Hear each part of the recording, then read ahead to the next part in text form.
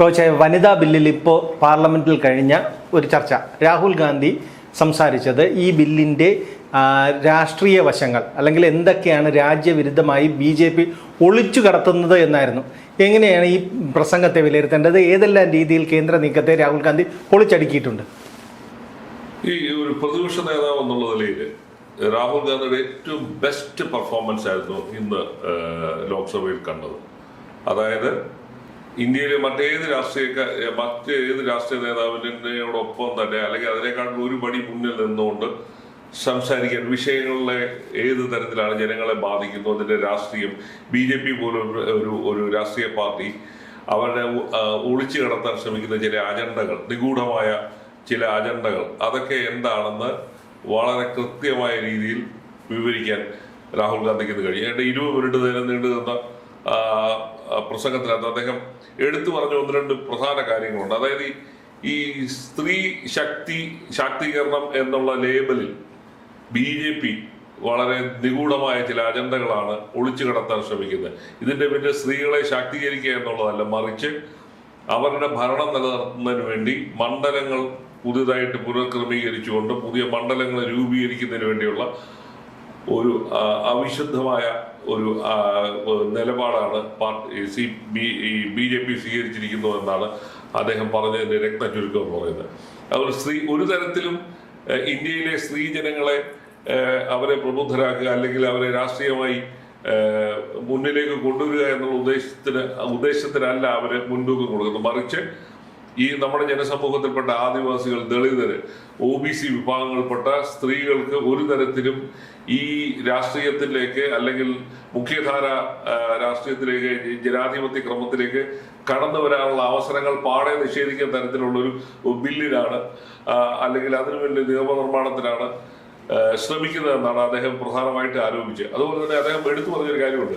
നിങ്ങൾ യഥാർത്ഥത്തിൽ സ്ത്രീ ശാക്തീകരണമാണ് ഉദ്ദേശിക്കുന്നുണ്ടെങ്കിൽ എന്തുകൊണ്ടാണ് 2023 പാർലമെന്റ് ഏകകണ്ഠമായി പാസ്സാക്കിയ ബില്ല് അത് നടപ്പിലാക്കാൻ നിങ്ങൾ എന്തുകൊണ്ടാണ് ശ്രമിക്കാത്തത്? അത് നടപ്പാക്കുകയാണെങ്കിൽ ഇപ്പൊ ഈ നിമിഷം മുതൽ അത് നടപ്പിൽ വരുത്താനുള്ള എല്ലാ കാര്യങ്ങൾക്കും ഞങ്ങളുടെ പിന്തുണയുണ്ട്. അത് നടപ്പിലാക്കാൻ 100% ഞങ്ങൾ പ്രതിജ്ഞാബദ്ധരുമാണ്. അതിനുള്ള എല്ലാ പിന്തുണയും സർക്കാരിന് തരുന്നു പോയി. സർക്കാരിന്റെ ഭാഗത്തുനിന്നൊരു ആരും മിണ്ടുന്ന പോലുമില്ല. എന്തുകൊണ്ടാണ് ആ ബില്ല് മറച്ചു വെച്ചിരിക്കുന്നത് എന്നുള്ളതാണ് രാഹുൽ ഗാന്ധി ഇന്ന് എടുത്തെടുത്ത് ചോദിച്ചിരിക്കുന്നു. ആ ചോദ്യങ്ങൾക്കൊന്നും തന്നെ ഇവർക്ക് മറുപടിയില്ല. പല ഘട്ടങ്ങളിലും രാഹുൽ ഗാന്ധിയുടെ പ്രസംഗം ഭരണകക്ഷി തടസ്സപ്പെടുത്താൻ ശ്രമിച്ചിട്ടുണ്ടെങ്കിലും അതിനൊക്കെ അതിജീവിച്ചുകൊണ്ടുള്ള ഒരു ഗംഭീര പെർഫോമൻസ് ആയിരുന്നു രാഹുൽ ഗാന്ധി ഇന്ന് ലോക്സഭയിൽ നടത്തിയത്.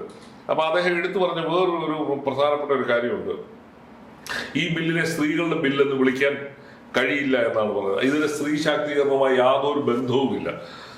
അതേപോലെ തന്നെ ഇന്ത്യയുടെ അവിടെയാണ് നമ്മൾ ശ്രദ്ധിക്കുക. ഇന്ത്യയുടെ രാഷ്ട്രീയ ഭൂപടം, ജനാധിപത്യ ഭൂപടം മാറ്റിമറിക്കാനുള്ള ഒരു വലിയ തന്ത്രമാണ് BJP ഒരുക്കിക്കൊണ്ടുവരുന്നത്. അതായത് ഇനിയുള്ള കാലം മുഴുവൻ ഭരണത്തിൽ ഇരിക്കുന്നതിന് വേണ്ടി അതിനനുസരിച്ചുള്ള നിയോജകമണ്ഡലങ്ങൾ ഉണ്ടാക്കി, അതിനനുസരിച്ചുള്ള വോട്ടർ പട്ടിക ഉണ്ടാക്കി, അവർക്ക് അനുകൂലമായ തരത്തിൽ ഈ വനിതാ ബില്ലിനെ മറയാക്കി പിന്നെ മണ്ഡല രൂപീകരണം നടത്തി ഭൂരിപക്ഷം നേടാനുള്ള ഗൂഢമായ ശ്രമമാണ് നടത്തുന്നു എന്നാണ് രാഹുൽ ഗാന്ധി ഇന്ന് എടുത്തെടുത്ത് പറഞ്ഞത്. അദ്ദേഹത്തിന്റെ പ്രസംഗത്തിലുടനീളം ഇത് തന്നെയായിരുന്നു അദ്ദേഹം ഊന്നി പറഞ്ഞുകൊണ്ടിരുന്നത്. അതായത് വനിതകളുടെ ക്ഷേമം അല്ലെങ്കിൽ വനിതകളുടെ ശാക്തീകരണം എന്ന് പറഞ്ഞുകൊണ്ട് ഈ രാജ്യത്ത് കഴിഞ്ഞ 75-80 വർഷമായി നിലനിൽക്കുന്ന ജനാധിപത്യ ക്രമത്തെ, പാർലമെന്ററി ജനാധിപത്യത്തെ മൊത്തത്തിൽ അട്ടിമറിക്കാനുള്ള ശ്രമമാണ് BJP. അതായത് മൊത്തത്തിൽ അട്ടിമറിച്ച് BJPക്ക് അനുകൂലമാക്കി മാറ്റാനുള്ള ഒരു ശ്രമത്തെ. അത് തന്നെ. അതായത് അവർക്ക് അനുകൂലമായ തരത്തിൽ നിയോജകമണ്ഡലങ്ങൾ സൃഷ്ടിക്കുക, അവർ അതിനനുസരിച്ചുള്ള സ്ഥാനാർത്ഥികളും അതിനനുസരിച്ച് ജയിച്ചു വരുന്ന ഒരു സംവിധാനം ഉണ്ടാക്കുക. സ്ത്രീകളുടെ ശാക്തീകരണമാണ് ഉദ്ദേശിക്കുന്നുണ്ടെങ്കിൽ ഈ ബില്ല് എന്നേ പാസ്സാക്കിയതാണ്. പാർലമെന്റ് ഏകകണ്ഠമായി പാസ്സാക്കിയ ബില്ല് അത് നടപ്പിലാക്കാതെ വെച്ചിരിക്കുകയായിരുന്നു, ഐസ് വെട്ടിയിൽ വെച്ചിരിക്കുകയായിരുന്നു. അപ്പൊ എന്നിട്ട് വേറെ ഇത് പുതിയ രൂപത്തിലാണ് ഇപ്പൊ കൊണ്ടുവരുന്നത്.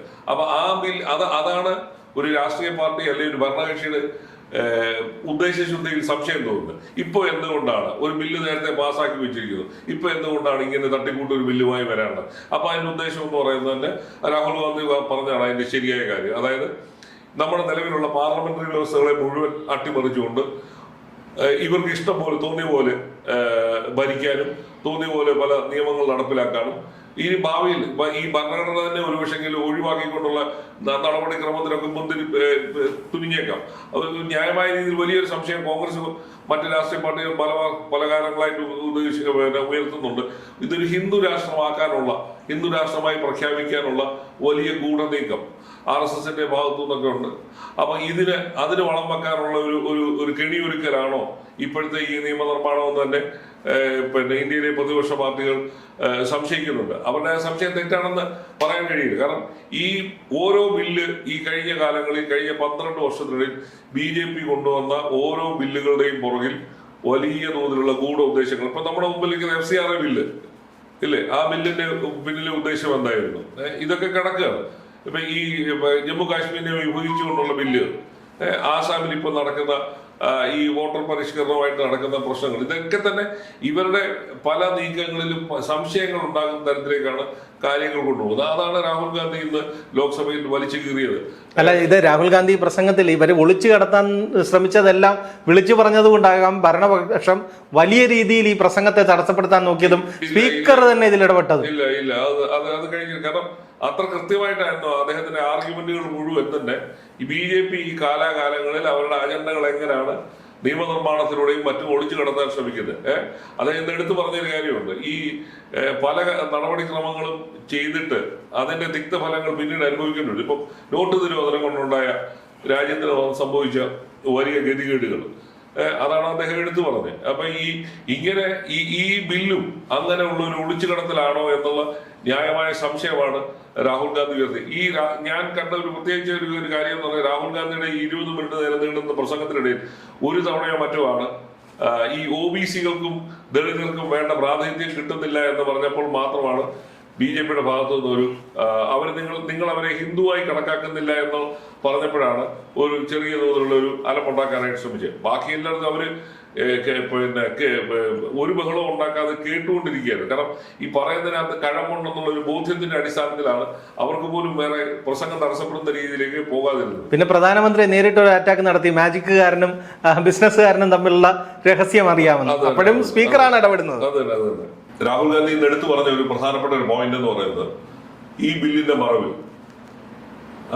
മനുസ്മൃതി നടപ്പിലാക്കാൻ, മനുസ്മൃതിയിൽ പറയുന്ന സ്ത്രീകളെ പിന്നോക്ക അവസ്ഥയിലേക്ക് കൊണ്ടുപോകുന്ന കാര്യങ്ങൾ നടപ്പിലാക്കുന്നതിന്, ജാതി വ്യവസ്ഥ അതിന്റെ ഏറ്റവും പാരമ്പര്യത്തിലേക്ക് നടപ്പിലാക്കാനും ഒക്കെ ഉള്ള വലിയ ഗൂഢശ്രമം ഈ ബില്ലവതരണത്തിന്റെ പിന്നിലുണ്ടെന്നാണ് രാഹുൽ ഗാന്ധി എന്ന് പറഞ്ഞത്.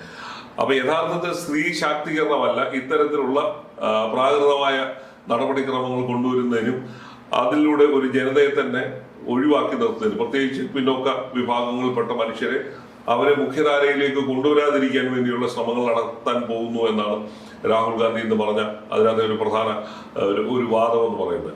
അപ്പോൾ ഇതിനകത്തൊന്നും മനസ്സിലാക്കേണ്ട, ഒരു പരിഷ്കൃത സമൂഹത്തിന് ചേരാത്ത രീതിയിലുള്ള നിയമനിർമ്മാണങ്ങൾക്ക് ശ്രമിക്കുന്നു എന്നാണ്.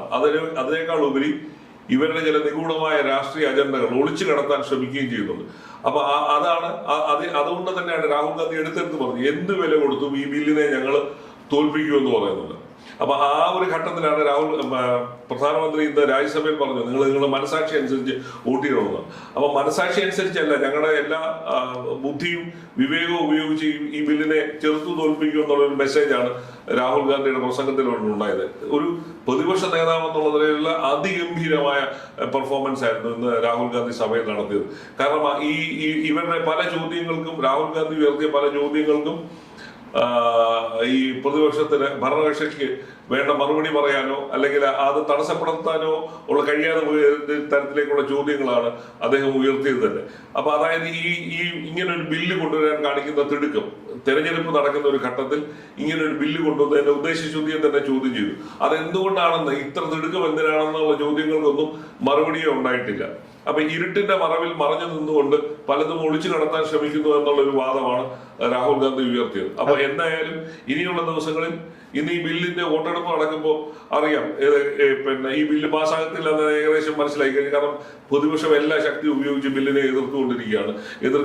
എതിർത്ത് വോട്ട് ചെയ്യാനാണ് സാധ്യത മുഴുവൻ. അപ്പോൾ ഒരു കാരണവശാലും ഈ ബില്ല് പാസ്സാകത്തില്ല. വെറുതെ നടത്തിയ ഒരു പാഴ്ശ്രമമായിട്ട് തന്നെ ഇത് മാറുകയാണ്. ഇനി വേറൊരു രൂപത്തിലാണ് ഇത് വരുന്നതെന്നുള്ളതും ഇനി കാത്തിരുന്ന് കാണേണ്ട ഒരു കാര്യമാണ്.